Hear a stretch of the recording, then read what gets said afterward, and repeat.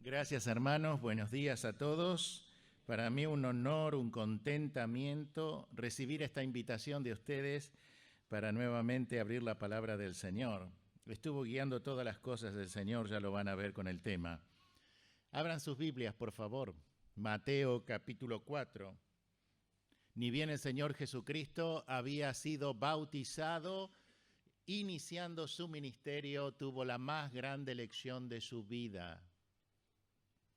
Fue tan grande la experiencia que tuvo que atravesar que ha marcado la vida de todos los creyentes en Cristo. Y el Señor nos ayude en esta mañana a recibir su palabra. Si el Señor tiene alguna reprensión para alguno, lo digo por mí, porque es para mí primero. El Señor me ayuda en mi vida, hermanos. Hace muchos años que vengo aquí a abrir la palabra del Señor. Los hermanos tienen misericordia y me siguen invitando. Y yo, si no tuviera que prepararme con la palabra del Señor, mi vida sería un completo desvarío. Pero el Señor sabe cómo tiene encarrilados, encaminados a cada hijo y a cada hija suya. Y por eso le da a cada uno lo que necesita para que no se aparte de él. Lo hizo con Pedro.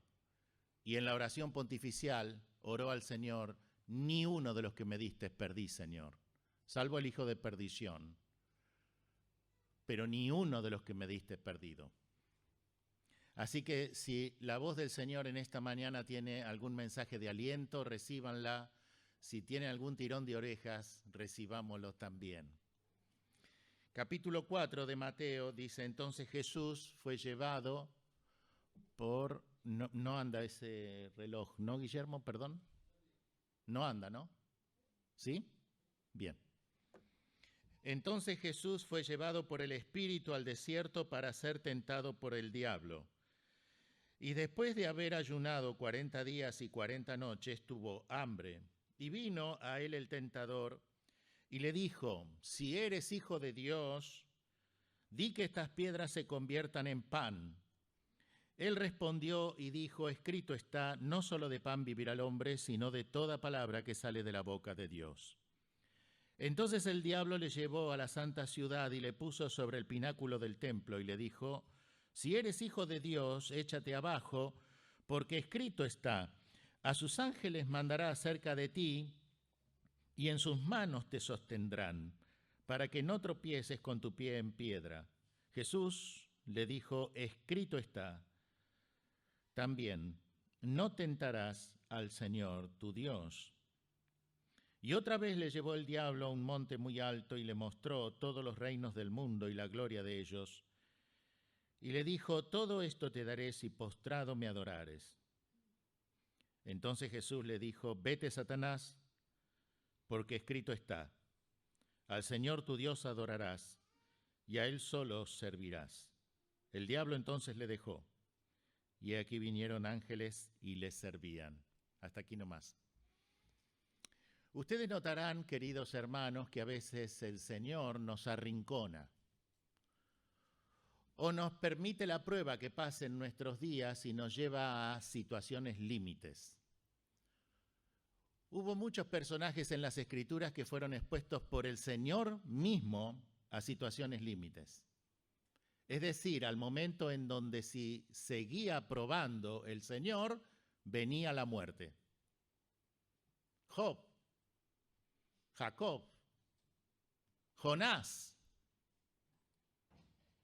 En el Nuevo Testamento, el apóstol Pablo fue estaqueado en su cabeza con un durísimo aguijón que lo hacía sufrir e insistiendo, pidiendo al Señor que lo sane. El Señor, a propósito, no lo sanó.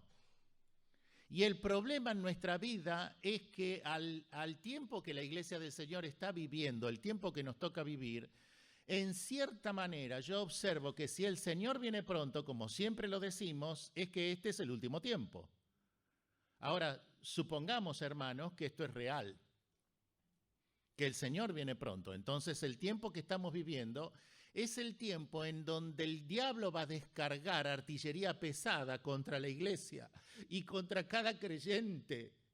Y yo veo que la iglesia en este último tiempo, en gran parte, en gran medida, gracias al Señor, no en todas las iglesias, sino en algunas, se vive como en un tiempo de inercia y se va andando con el impulso que viene de años, pero la iglesia ha perdido poder. Y mucho se debe que ha perdido poder y no tiene poder la iglesia del Señor en este último tiempo del fin que le toca vivir en la tierra, porque ha perdido conciencia de quién es el enemigo de nuestras almas y que quiere abatir por completo, arrasar la obra del Señor. Si fuéramos más conscientes de esto, velaríamos, intercederíamos, amaríamos, nos preocuparíamos por la obra del Señor y por cada hermano. No olviden que la calidad de una iglesia se mide por el testimonio de cada uno de sus miembros. Vean el testimonio de cada uno de los hermanos. Más claramente, vean cómo saludan, cómo viven, vean lo que hace cada uno de los hermanos, cómo sirve cada una de las hermanas y hermanos de la iglesia, y eso va a definir qué clase de iglesia somos. Aquí el Señor Jesucristo, iniciando su ministerio, fue expuesto al límite. Si la prueba que el Señor le mandaba al Señor Jesucristo se alargaba un poco más, duraba un poco más, la muerte del Señor Jesucristo, es decir, el cuerpo de Jesús, hubiera llegado prematuramente. Y eso lo hizo Dios. Dios lo llevó al desierto, lo aisló, le dio soledad, lo llevó al límite. No solo tenía hambre, pasados 40 días y 40 noches experimentó el sufrimiento del frío de noche por la amplitud térmica de la zona del Medio Oriente y los calores abrasadores del día. Cuando llegó este tiempo en donde él estuvo en el desierto, en soledad, con sed, con hambre, ya estaba también debilitado, sumamente. ¿Y para qué fue llevado? Fue llevado para que el diablo lo tentara y que se cumpliera en él todo lo que él después iba a pedir a sus hijos, a nosotros. Así que, hermanos, nunca el Señor Jesucristo te va a pedir a vos algo que Él no haya pasado primero. No te sientas solo en ese sentido o que te sentís mal porque estás pasando por alguna prueba o por algún desastre en tu vida. Le pueden pasar cosas malas al creyente, como en esta mañana han sido presentados una dulce pareja y le están pasando las mejores cosas de su vida a ellos. Entonces nos gozamos con ellos, nos entristecemos y lloramos con nuestros hermanos que padecen. Eso es la iglesia. Una altura de alabanza, de regocijo, pero también cuando sufrimos postrados en la presencia del Señor. Y Jesucristo nos enseña cómo debe ser nuestro comportamiento, porque Él es nuestro metro patrón, nuestra medida, nuestro modelo, nuestro ejemplo, referente, vista. Él es. Y dice que el Espíritu Santo lo llevó al desierto para ser tentado y lo abandonó. Lo dejó solito. No puede Dios abandonar a Dios. Pero sí pasa lo que David en el Antiguo le dijo a su hijo. Dice, Él, no te dejará, ni te desamparará. Dios no puede dejar a Dios, porque dejaría de ser Dios. No, es una contraposición total, no puede, pero sí lo puede desamparar. Y eso es lo que pasó en la cruz. Dios mío, ¿por qué? ¿Qué dice? ¿Me has abandonado? Lo desamparó, no hizo justicia con él, lo dejó solito. Le soltó la mano, como quien dice, lo desamparó. Se privó de serle de bendición. Y a veces la soledad nos juega a nosotros un tremendo sentir de desamparo del Señor, pero el Señor nunca nos va a dejar solitos. Él siempre va a estar con nosotros. Y yo quiero que meditemos rápidamente en estas 3 tentaciones que el diablo descargó su artillería pesada contra el Señor Jesús en el peor momento de su vida, porque estaba en soledad, como ya hemos dicho, y a punto de perecer. En primer lugar, es el versículo 3 y 4, cuando viene la primera tentación, ni dio señales de vida. Él se presentó, el diablo, el tentador, usa la ocasión y él también se presenta, se disfraza, como dice 2 Corintios 11:14, que el mismo Satanás se disfraza como ángel de luz. Así que eso quiere decir que él cambia su situación a conveniencia, es cambiante, muta, a conveniencia ¿de qué? De la circunstancia que le toca pasar a cualquier creyente, en este caso al Señor. Y no os extrañe si sus ministros se disfrazan también como ministros de justicia, dice la misma cita, ¿no? Aquí esperó al momento en donde estaba desfalleciendo el cuerpo del Salvador. Y ahí se presentó con lo que más necesitaba. Ah, ese aroma a pan caliente, también ese crujir de un pan recién horneado. Qué sabroso, qué necesario. A veces nosotros nos deleitamos no siendo tan necesarios, pero para el Señor era indispensable, cuestión de vida o muerte allí. Y ahí viene con esa tentación. ¿Por qué vino con esa tentación? No solo porque era lo que nos necesitaba, sino porque lo tentó con la independencia. Sé independiente. Tú has venido aquí y ya llegó el momento de alimentarte. Ya están los 40 días y 40 noches como Moisés en el monte Horeb. Entonces ya está cumplida la escritura. Aliméntate, di a estas rocas y haz pan. Pero no hay cosa más miserable y engañosa que la palabra santa en boca del peor pecador, el diablo. Porque él hace peor que pecar. ¿Qué es peor que pecar? Inducir a pecar. Engañar para que los otros pequen. Y él es el padre del pecado. Y las cosas santas puestas en su boca es de lo peor. Pero lo tentó al Señor como nos habrá de tentar a todos nosotros con independencia. Sé independiente, es lo que necesitas. Toma la decisión, sé un hombre de decisión. Haz lo que necesitas. Si total viniste aquí para otra obra, no para morir aquí. Así que se presentó con lo necesario para el Señor. Y esto es lo que nos llama muchas veces la atención a nosotros, que la prueba a veces puede involucrar la tentación, pero no siempre. Y toda tentación es parte de la prueba en el creyente. Eso lo señala Santiago capítulo 1, ¿verdad? Dios nunca tienta a nadie porque Él no es tentado por el mal. Es decir, la palabra allí, don Francisco de la Cueva en su interlineal la aclara, es exploración. El diablo explora y ve tu necesidad, en este caso, o ve tu debilidad, porque él quería conocer si había alguna debilidad en Cristo y como no la halló en 40 días, vio su necesidad.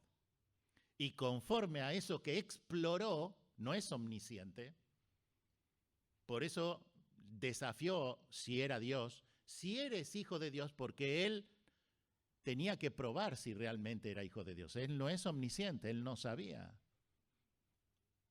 Los ángeles, incluso los caídos, no son extemporales como Dios, fuera del tiempo. Ellos están dentro del dominio de la humanidad, del tiempo, pero no son humanos. También son limitados en conocimiento y en actividad, en poder. Así que él tenía que comprobar eso, si eres hijo de Dios. Y eso es lo que el mundo hace con el creyente, tiene que comprobar, tiene que probarnos. En la propia iglesia, los hermanos tienen que probarnos a nosotros si somos hijos de Dios.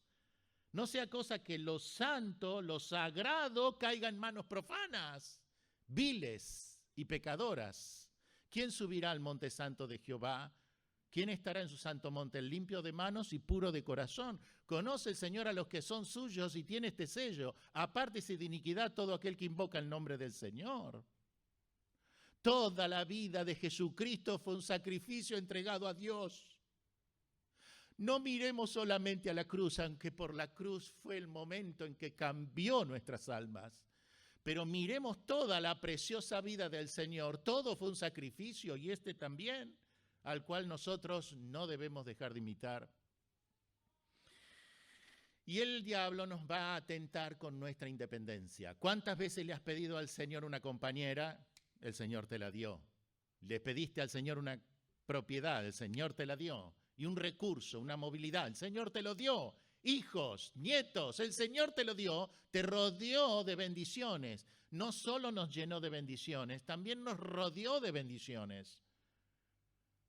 Y eso, ¿cómo lo tomás? Eso te da independencia. A muchos les llenó el bolsillo. Eso te da independencia. ¿Y cómo manejas la independencia? Ahora tomás decisiones. Y sí, corresponde, traigan el pan, que comamos pan, tenemos hambre. Y eso es lo que quiere Dios. Cuando nosotros más independientes somos, más dejamos la voluntad de Dios de lado. ¿Por qué? Porque hemos llegado a una instancia con los programas, con las actividades, con la iglesia como está, en que todos sabemos lo que va a ocurrir, todos sabemos lo que tenemos que hacer y no somos capaces de darle la guía del Espíritu Santo a las cosas, de nuestra vida y también de nuestra iglesia. Hemos caído en que todos sabemos lo que tenemos que hacer y tomamos decisiones. Y yo no sé si era la voluntad del Señor que yo esté aquí. Pero ensayamos, me invitaron los queridos, vine, aquí estoy, nos saludamos, nos gozamos, pero el que sabe si es su voluntad que yo esté aquí es el Señor. Y los demás tenemos que comprobar. El Señor puede decir, basta, y en un instante se acabó tu hálito, tu aliento y mi aliento. Tenemos que comprobar. La vida del creyente no es una receta que tiene que ser cumplida. La vida del creyente es un misterio que tiene que vivirse, que tiene que ser vivido. ¿Y cómo se vive? Orando al Señor paso a paso. ¿Cuál es tu voluntad? Tengo los recursos, tengo los medios, pero no quiero equivocarme en una decisión. Ahora corresponde el pan, porque si no muero de hambre, pero no quiero mi voluntad sino la tuya. Y eso es lo que muchas veces nos desafía. Cuando sabiendo lo que tenemos que hacer, no tenemos en cuenta la voluntad del Señor.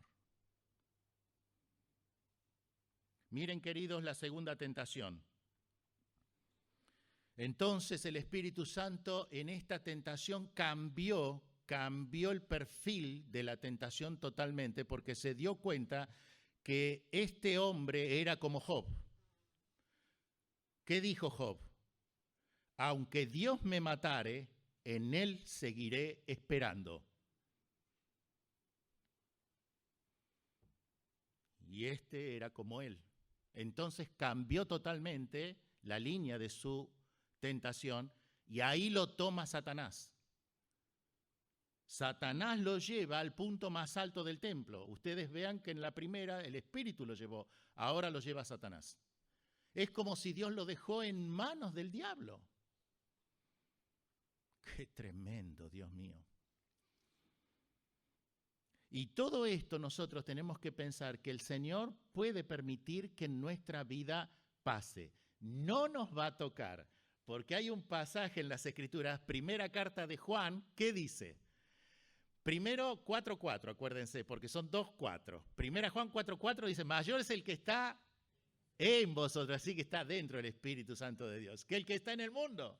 Y después vamos al versículo 18 y 19, dice, el mundo entero está bajo el maligno, pero aquel que es de Dios, Dios le guarda y el maligno ni lo toca, ni se atreve a tocarnos. ¿Saben cómo es la palabra allí en el original griego? No le puede prender fuego, porque esa es la intención del diablo. Deshacernos, quemarnos, incendiarnos, destruirnos, que no quede rastro. el rastro de lo que queda después del incendio terrible, pasa el viento y se lleva, chao, acá nadie quedó ni rastro. Eso quiere hacer el diablo con tu vida y con mi vida. Y el Espíritu no lo permite. Pero acá lo tomó y lo llevó no en posesión, sino en desafío. Y lo puso en el punto más alto del templo. Así que si la primera tentación fue para que el Señor sea independiente, lograr la independencia de la decisión del Señor, la segunda tentación fue la indulgencia. Más de 40 días ya sé que estás acá, siendo probado, siendo tentado, y Dios ni señales de vida. Entonces, si vos querés seguir dependiendo de Dios, la que queda es tratar de presionar la respuesta que se retrasa de Dios. Como Dios no me da respuesta y yo necesito su respuesta, yo quiero entonces presionarlo al Señor para que de una vez por todas llegue su respuesta. Y entonces lo quería hacer a través de la indulgencia. Tírate, lánzate. Eso va a hacerle una presión tal al Padre que no va a permitir seguir sin obrar. Va a tener que intervenir para cuidarte, porque a sus ángeles mandará, y lograr esa respuesta que no venía. ¿Cuántas veces los creyentes han discutido con Dios por la respuesta que no llega? Y ustedes saben que no a veces no importa tanto la prueba en el creyente, sino más bien que no tenemos sus respuestas y que no tenemos idea de cuál va a ser su respuesta. Y nosotros seguimos fielmente al Señor, pero el Señor calla. Así que no es muchas veces la desesperación por la prueba, sino por la falta de respuesta. ¿Y qué dice el Salmo 37:1? No te impacientes. Versículo 34, espera.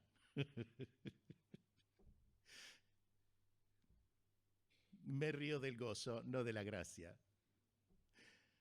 ¿Cómo me ayudó el Salmo 37 en tiempos de prueba en mi juventud? No te impacientes a causa de los malignos, ni tengas envidia de lo que hacen iniquidad, porque como hierba serán pronto cortados y como hierba se secarán. Confía en Jehová y haz el bien, y habitarás en la verdad, en la tierra, y te apacentarás de la verdad. Espera en Jehová, y Él hará. Ese es el consejo que el Señor y su palabra nos dan. El Señor quita la palabra de la boca del diablo y la expone con total pureza, verdad y elocuencia. No tentarás jamás al Señor tu Dios. Que Él obre cuando sea su tiempo y cuando quiera. Mis queridos, esa ha sido la experiencia de la Iglesia del Señor a través de 21 siglos de vida. Y el Señor ha bendecido a su pueblo y no lo ha desamparado. Y queda el diablo totalmente desacomodado, ya sin recursos, ya sin motivos. Sabe que no lo puede doblegar, porque él tenía un propósito en claro. A los que amó, salvarlos. Y nada doblegó su amor, aunque su propia vida esté en riesgo. Así que la tercera tentación del diablo es como el no ya está, intento. Y entonces lo llevó al monte más alto del mundo. Y desde esa posición le mostró todos los reinos de la tierra. Y evidentemente fueron del diablo, le fueron entregados al diablo, porque como leí de un autor, el primer hombre al cual le había Dios dado enseñorear sobre toda su creación, le entregó al diablo en la caída su voluntad. Todos los reinos de este mundo han pasado en manos del usurpador. Y a futuro, el anticristo, que será el inicuo, vendrá su advenimiento por obra del diablo y a él le va a entregar los tesoros del mundo. Pero lo ofreció al Señor Jesús con tal que le dé una con una condición: si postrado me adorares. Así que si la primera tentación fue la independencia, la segunda, la indulgencia, la tercera es la idolatría. Y son las tres tentaciones máximas del diablo, por lo cual gana el corazón de toda la humanidad: la idolatría. Dame tu corazón y yo te voy a dar todo lo que quieras. Lógicamente es una tremenda mentira, porque lo que busca es tu destrucción. La vida del creyente no tiene atajos. Él quería darle a Jesús la bendición, entre comillas, porque el diablo no bendice, sino maldice, pero sin el sacrificio. Que Jesucristo llegue al trono sin la cruz. Y no hay trono sin cruz. No hay gozo sin padecimiento. No hay crecimiento sin trabajo. Todo el resultado y el fruto de la vida del creyente lo tiene que lograr cultivando una vida de dependencia, sin indulgencias y sin idolatrías, adorando al Señor y sirviendo a la iglesia. Es la forma que tiene de adorar al Señor. Entonces el diablo estaba dispuesto a dárselo, en eso decía verdad, pero la verdad de adorar al diablo llevaba a la ruina moral de Dios y por consiguiente la pérdida de nuestra salvación. Y el Señor Jesucristo, debilitado, padeciendo hambre y sed, en ese momento, al límite de su vida, fue fuerte. Concentró todo su poder en continuar con aliento ese cuerpo, esa vida, con tal de no caer en la tentación. Esto nos deja a nosotros una profunda reflexión, mis queridos hermanos. La independencia no es buena. Algo de esto decían los hermanos que me presidieron, de que si uno es esclavo del mundo, no es esclavo de Cristo, y si es esclavo de Cristo. Es decir, el creyente fue llamado a libertad, pero con la libertad pasa que debemos ponerla a los pies de Cristo para ser plenos y libres en serio y vivir con Él. La segunda reflexión que nos deja a nosotros esta escritura es que el Señor permite la prueba y también la bendición.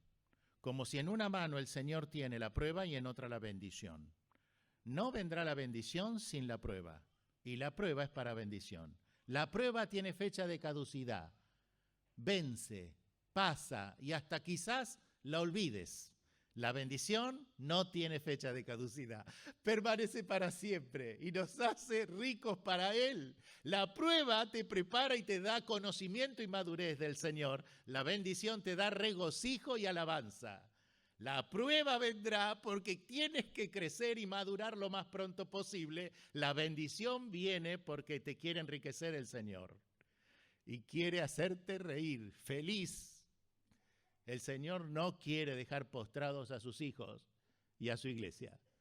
El Señor quiere hacerte pleno y feliz. Por eso, si hay alguna persona en esta mañana que escuché que nos visita, quizá viniste por alguna invitación, como me han extendido los hermanos a mí. Yo no te conozco, ni vos a mí. Pero ¿de quién estamos hablando? No hablamos de mí, no hablamos de otra persona, de ningún sacerdote, de ningún pastor. Hablamos del Señor Jesucristo.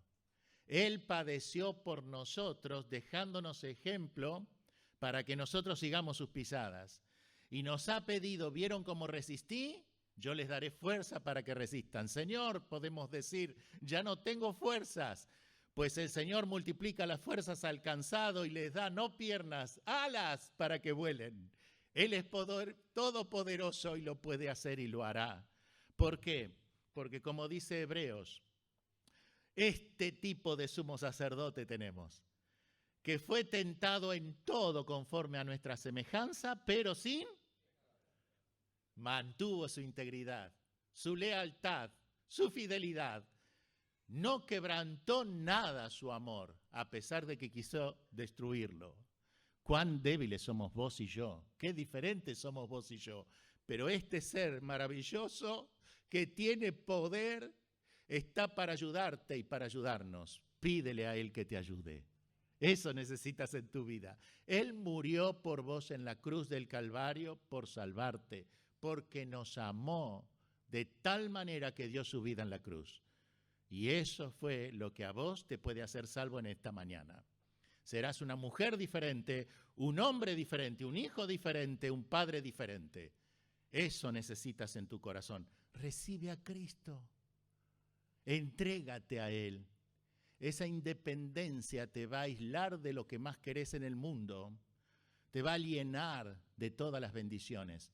En cambio, si vos das tu corazón a Jesucristo, esa dependencia de Él en fe te va a enriquecer, te va a bendecir, te va a hacer una nueva criatura.